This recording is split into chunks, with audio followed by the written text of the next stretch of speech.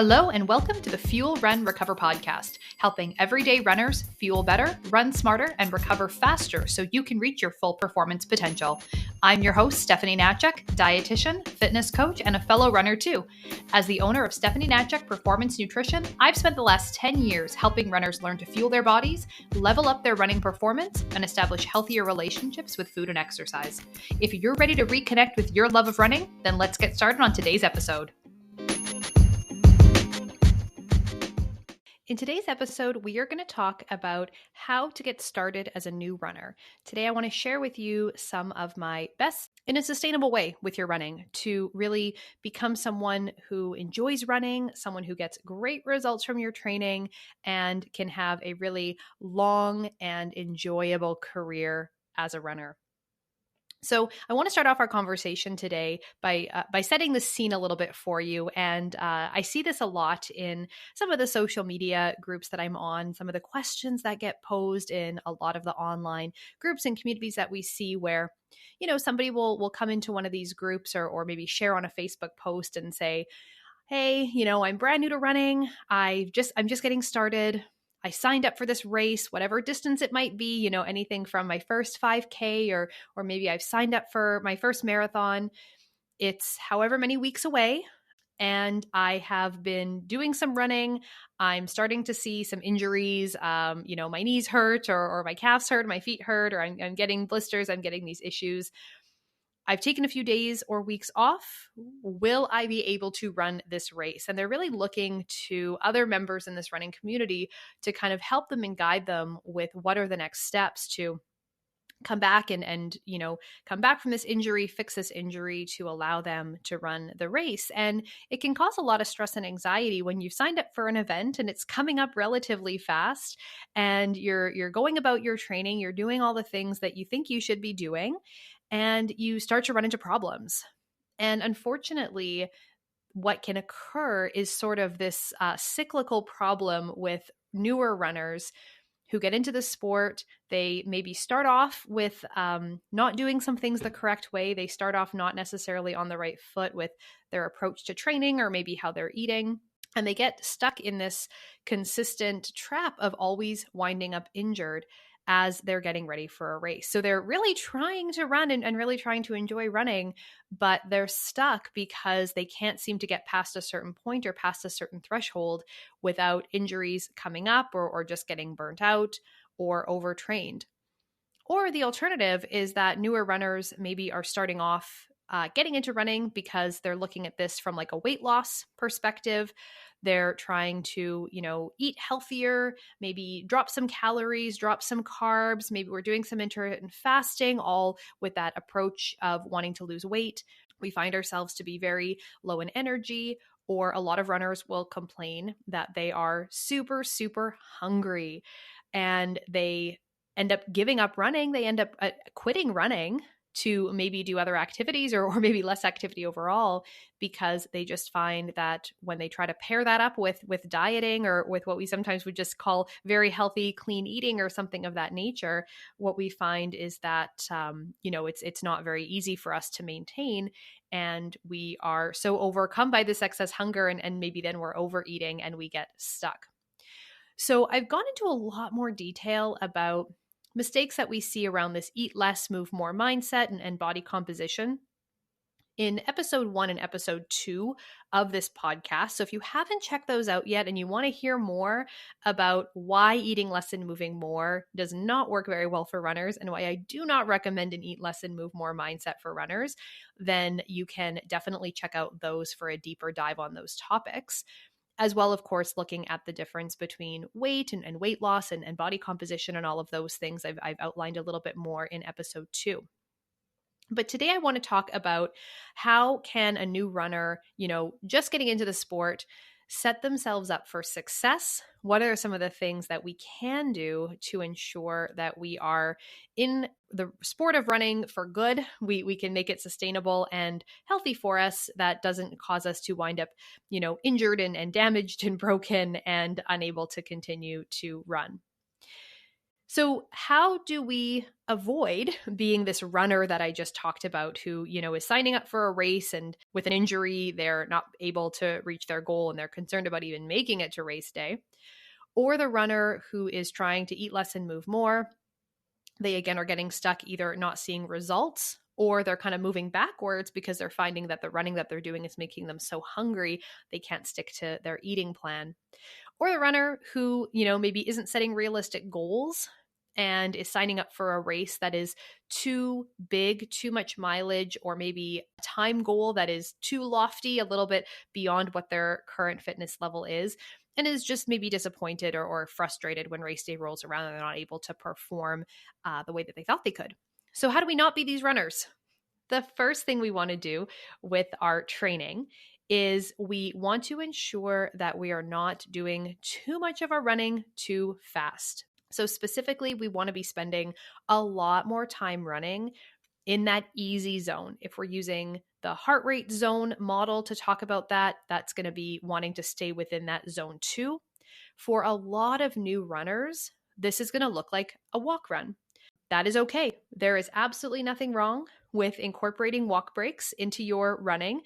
Even if you spend time walking, that does not make you not a runner. You are still a runner, even if you take walk breaks. Coming out too fast and trying to do too much of our mileage too fast is a really great way to get injured, but also a really great way to stay frustrated and stuck with our inability to build our volume and our inability to build our mileage as runners. So we can maybe run for a mile, maybe 5K we can do at this faster pace. But anytime we try to break beyond that and anytime we try to build up more volume or more distance with our running, we just can't. We just sort of hit that wall. So we can be really fast at shorter distances and we can feel good about our speed at shorter distances, but we have trouble sort of breaking through into those next levels of volume or those next distance challenges because we haven't spent the time building up the aerobic base, which just simply comes from easy running. So that's number one, is that, we're putting the time into the training, but we're maybe not approaching our training in the correct way to build up our fitness and build up our capacity as a runner. We also just need to be very, very mindful about our overall volume. And this can be really difficult for newer runners who, of course, are excited. Or maybe you have a race looming in a couple of weeks and you realize that, the race that you signed up for is coming up really quickly. You're realizing how far you have to run. I mean, for a lot of runners who are signing up for their first event, when you start to look at how long or how far a 10K or a half marathon or absolutely a full marathon really is, we start to get a little bit panicked. And so we think, hey, well, I need to, cram as much mileage as I possibly can into these next couple of weeks to get ready. And just simply doing too much too soon, more than our bodies can handle or are capable of handling, is a huge risk factor for getting injured. And the more often we get injured, the more time we have to spend away from running, which means that we just can't be consistent with our training. And over months and years, we're not going to get anywhere. So even though we're excited, or maybe excited in a bad way, feeling a little bit panicked about the race that's coming up, we still do need to be very careful about not doing too much too soon. For a lot of us, that's also going to mean planning ahead and giving ourselves enough time to get ready for signing up for our first race. You also don't have to race or enter events in order to be a runner. A lot of people who are listening to this podcast probably do enjoy signing up for, some running events, a couple races a year, hopefully not too many races a year, because that's a whole other conversation that we can get into with overtraining and cycling and everything like that. But if you're someone who doesn't really enjoy the race experience and you like to run just for yourself and signing up for events doesn't appeal to you, that's okay too. Again, you don't need to race or enter events to be a runner. But we want to give ourselves enough time to make sure that we give ourselves that proper lead up and that proper build up to hitting our goals and to making sure our bodies are ready for the demands that we're putting on ourselves to enter this race.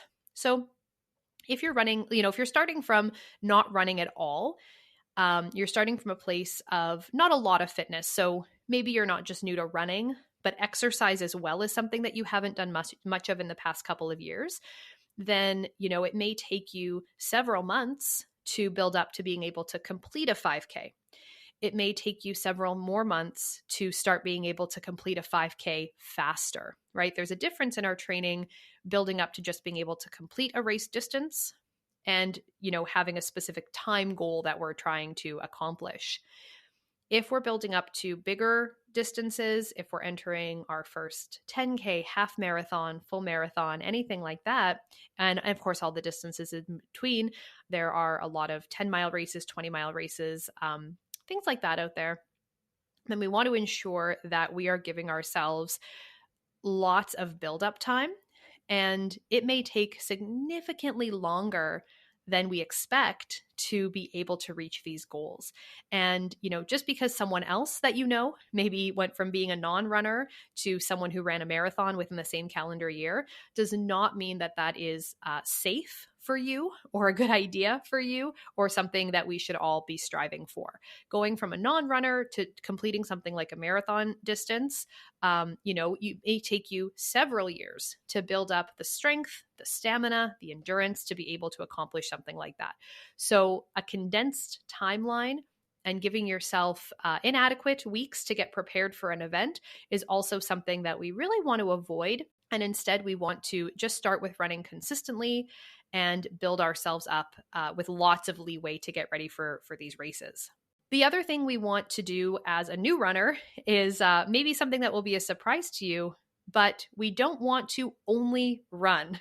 And again, if we're excited or we've discovered running for the first time and it's all we want to do and we're just, we're so in love with this sport, that's fantastic. But we have to mix that up and kind of integrate that with other activities that also go a long way to supporting our running and supporting our fitness. So specifically, we want to ensure that whatever we're doing is including strength training. So we want to make sure that we're not just maybe running 5, 6, or maybe even 7 days a week. We definitely don't want to be doing too much too quickly. And we want to alternate some of those running days with, of course, rest days. It's very important, but also our strength training days and maybe 1 or 2 cross training days where we're doing other activities that still support building our fitness, building our cardiovascular endurance, but aren't going to be giving us the same force and sort of the same impact that running will. Now, it is a myth that running is bad for your knees or bad for your joints or, damaging to any of these body tissues. I mean, that is just not the case. However, when we are doing too much too quickly, or we are pushing our bodies beyond their current adaptations, their current strength, their current fitness level, that's when we can start to see some of these injuries in those specific places.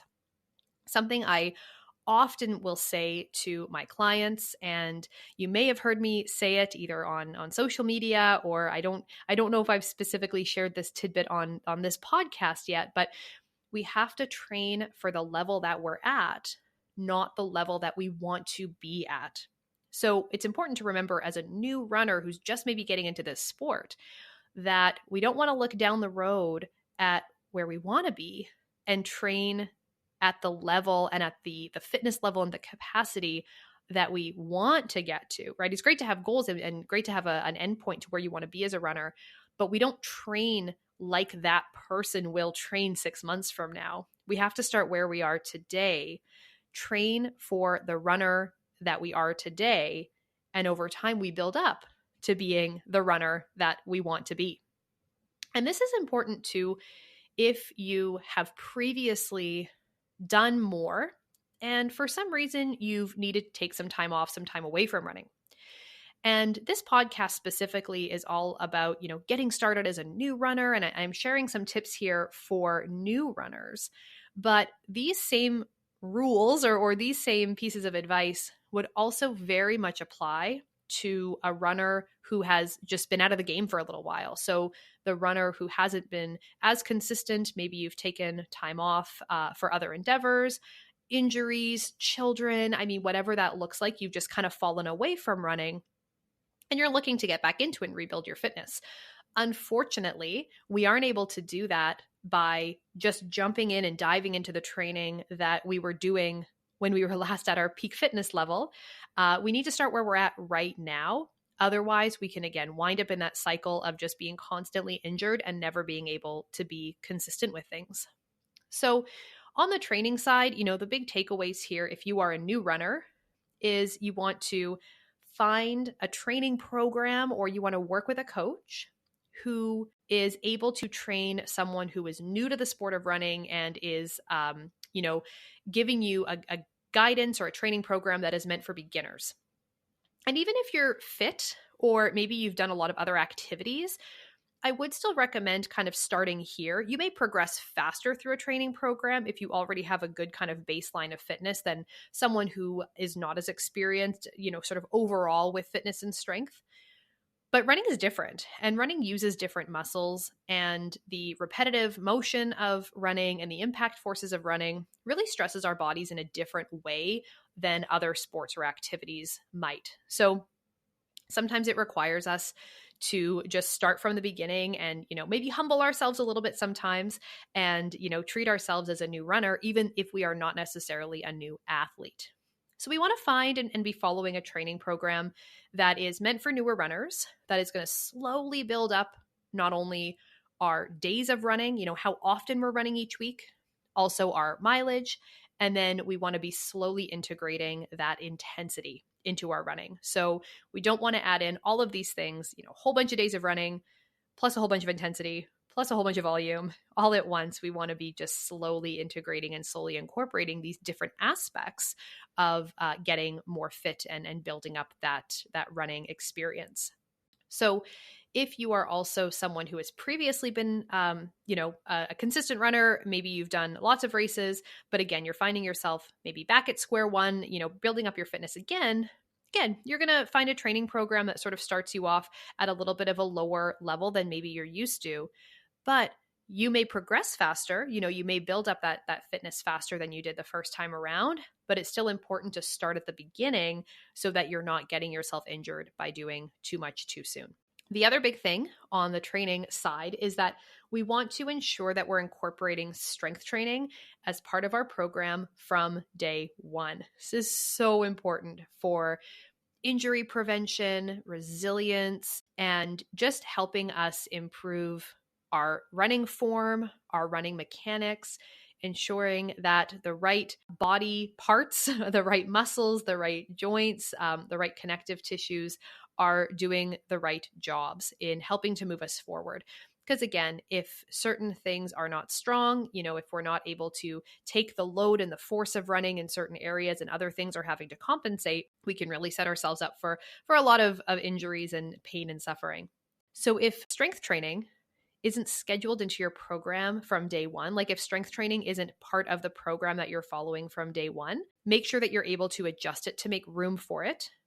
You can include it on a shorter run day or with like a workout day. So maybe a speed workout day that it just isn't as long as some of your longer mileage days. Or if you're only running 3 or 4 days per week, then add the strength training on to a non-running day.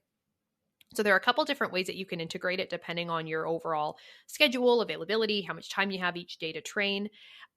We want to keep our hard days hard and then our easier days easy. So we don't want to add the strength training to our only rest day per week. Or if maybe we have 5 days a week of running and we have 2 rest days, then we don't want the strength training to be stuck into those 2 rest days. So then we're training 7 days a week.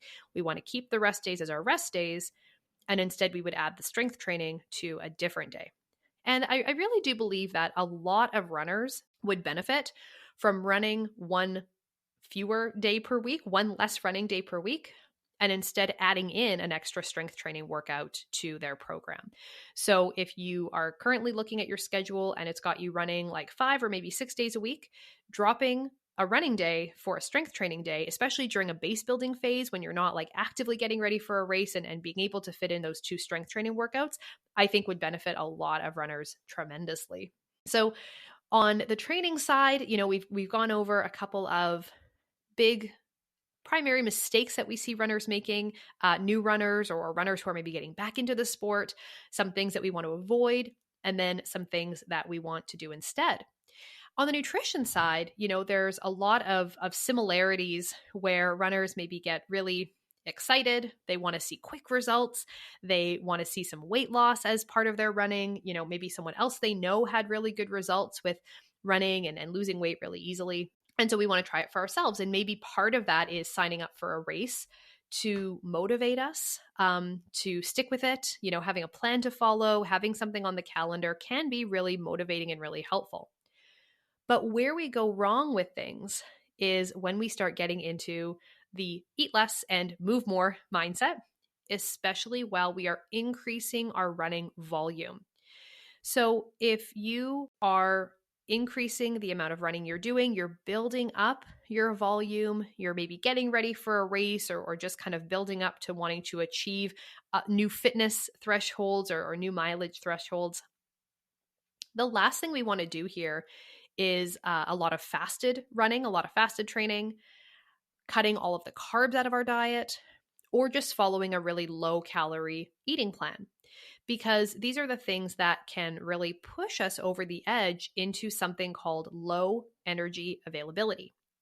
And low energy availability is basically what happens when we don't have enough calories being eaten to support both the demands of our training, what we're trying to burn and the demands of our training and our recovery, as well as our body's basic physiological functions. So all of the background stuff that has to happen to keep us alive, our brain functioning, our heart beating, our digestive system working, our kidneys and our liver and all of the things that have to go on in the background to keep our systems running and keep our bodies functioning. When we tack on a lot of exercise volume to that and the demands that we need for recovery, we just don't have enough energy to go around. There's just not enough calories to go around. So we start to see a lot of symptoms that can be very detrimental to our overall health. Everything from trouble sleeping. We might have a huge appetite or maybe no appetite at all. So that one can go either way. We can start to see digestive issues, mood issues, hair loss. We can see changes in our menstrual cycle for runners who have, generally a normal menstrual cycle. We can see changes in that. And, these are all things that definitely are not conducive to great quality running because our workout quality, our strength, our performance can really suffer. But then also, running and exercise as a whole is supposed to be something that is good for us and helps to keep us healthy and keep us strong and keep us feeling good. And this is where it can start to not be that way and become really problematic.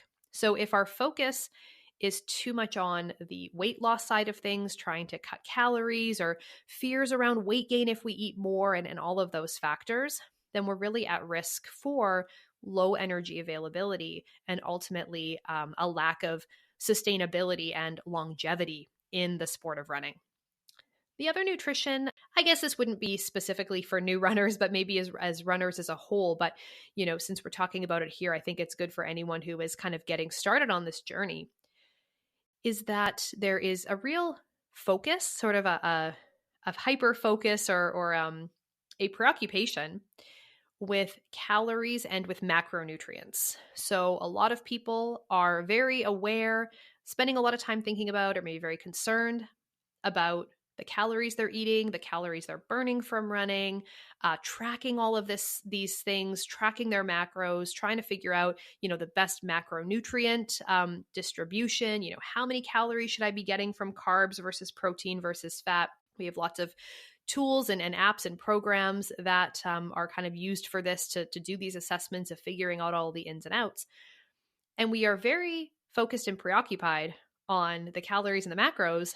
We completely forget about all of our micronutrients. And, I'm here to tell you as a dietitian who really focuses on performance and helping people be healthy, not just as runners, but in all areas of our lives, that micronutrients are forgotten about a lot of the time, but they're so important. And that's everything from getting enough calcium, vitamin C, magnesium, vitamin D. I mean, the list is long of these essential nutrients that we need to get from food every day in order to, again, keep our body functioning optimally.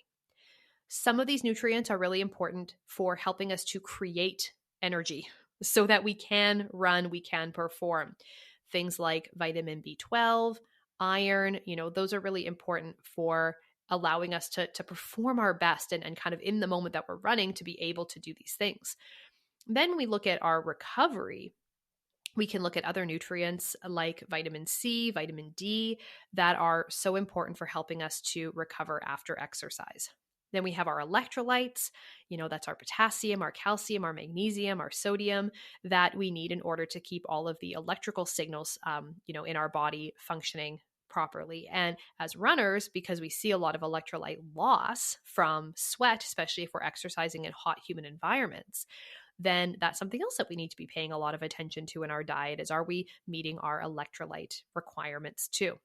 So, I can go into more detail. Maybe in a future episode, we can talk and break down these micronutrients a little bit more.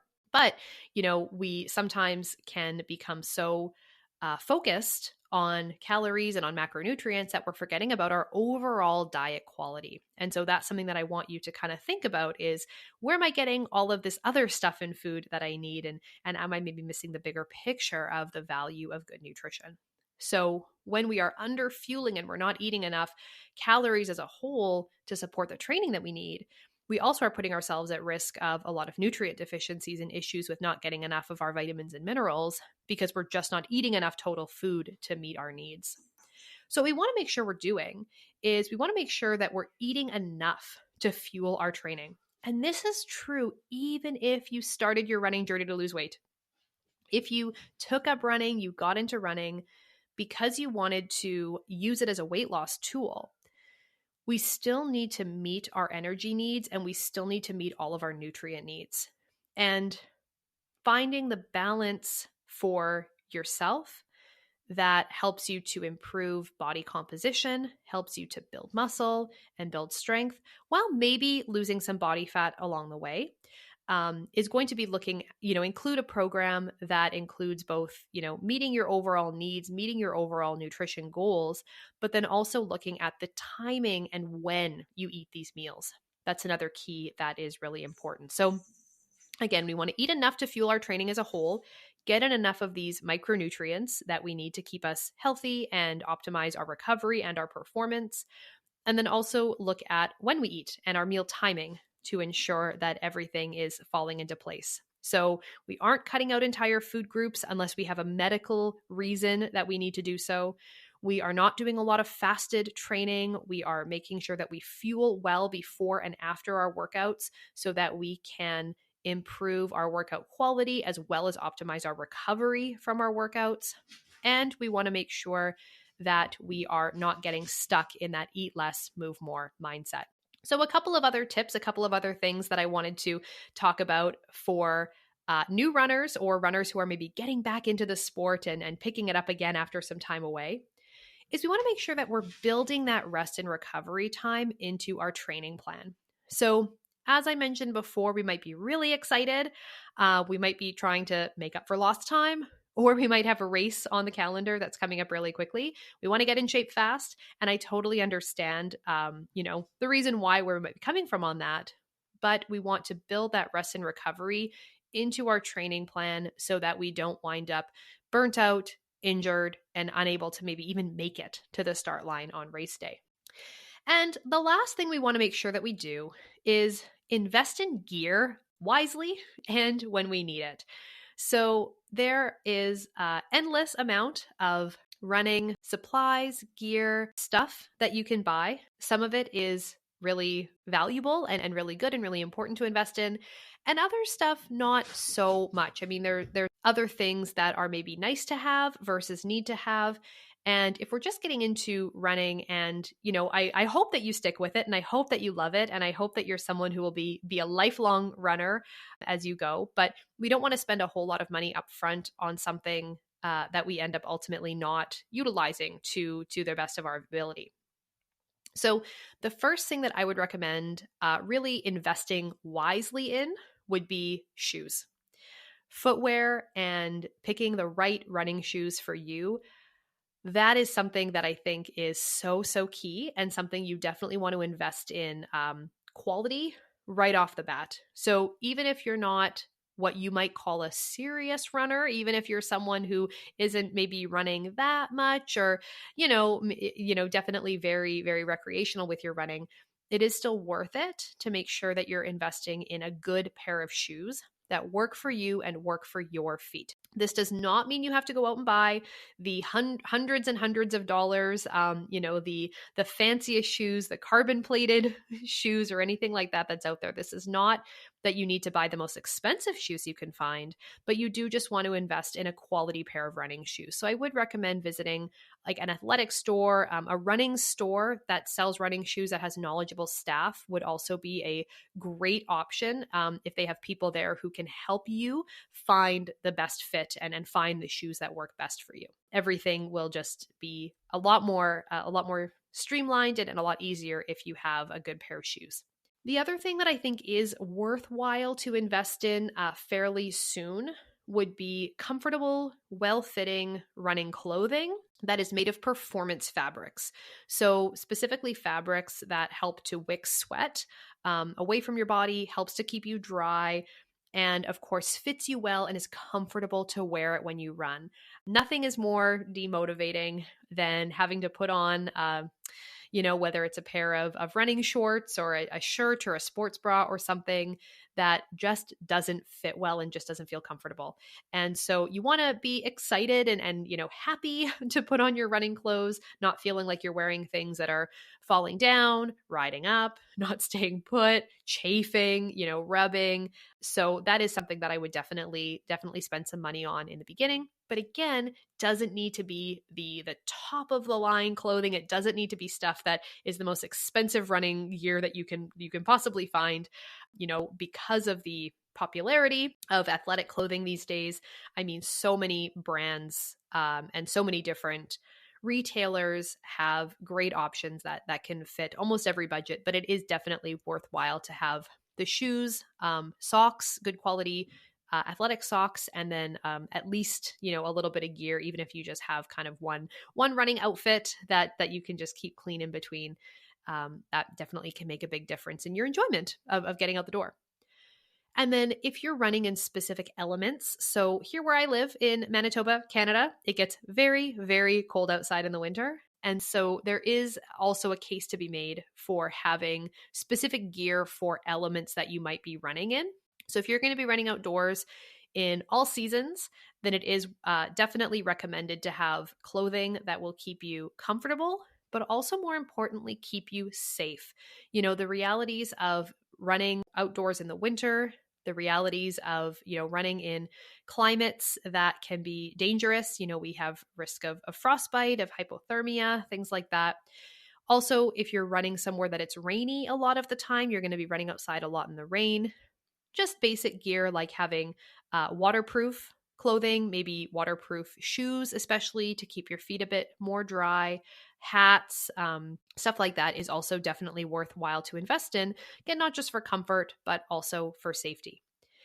Then once we start to get into, you can get your watches and your GPS gear. You can get headphones that are Bluetooth enabled and cord free. And, you can start to get really fancy with water bottles and hydration packs and all kinds of things like that. Those are definitely nice to have. And I think anyone who is running regularly probably will naturally be drawn to picking out some of that type of gear. Running belts to hold phones and keys and anything else that we need can be valuable. But I wouldn't go and spend a whole lot of money right away on the bells and whistles. I would definitely stick with those couple of things just to get you started, to get you consistent, and you can always add to your collection from there. Then the final thing that I want to say here is that you just got to stick with it. And it takes a long time to build fitness, and it feels like it takes a really long time to improve as a runner, especially because if you're in a lot of running social media spaces, we see the before and after. And some accounts are better than others at talking about the length of time that we've gone, how long somebody's worked to reach new milestones or new running goals.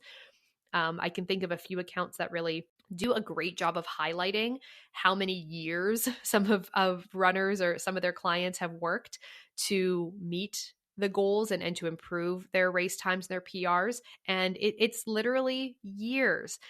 And so we shouldn't get into running. We're never going to get into running for anything like instant gratification. It's not a sport that pays off very quickly in terms of fitness or results. When we start running, we can maybe build up a little bit of fitness quickly in the beginning, because any new thing that we try with our training, with our exercise is going to give us a little bit of payoff in the beginning. But then we'll hit a plateau, or then we're going to hit challenging part where the real work begins.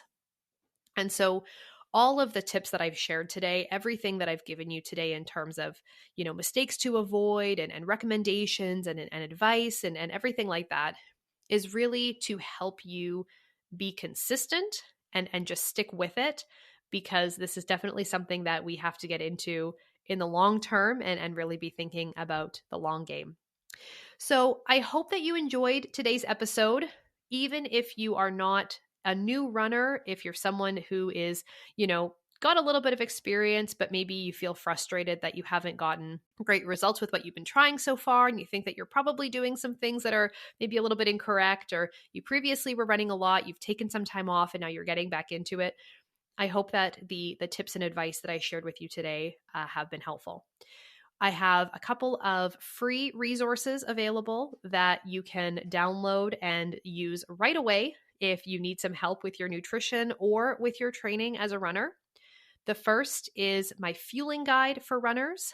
There you'll find meal ideas, recipes, and tips in terms of, how you can eat to fuel your training before, during, and after those workouts. And I also have my free strength training guide for runners. This is, my top 10 exercises that I think all runners can benefit from incorporating into their program. So if you're new to running and maybe new to strength training as a runner, and you need just an efficient, effective program that you don't have to spend a lot of time on, then the strength training guide has exactly what you need, as well as, of course, some of my extra tips and suggestions for putting it all together. So you can find the links to both of these guides in the show notes here. You can get both of those, and they can start helping you right away on the journey to better, smarter running. And of course, if you are looking for a nutrition coach or a running coach, then you can learn more about my programs and how you can work with me at the link in my profile as well, or at my website. You can visit www.stephanienatchek.com. That's all for today. We'll see you next time.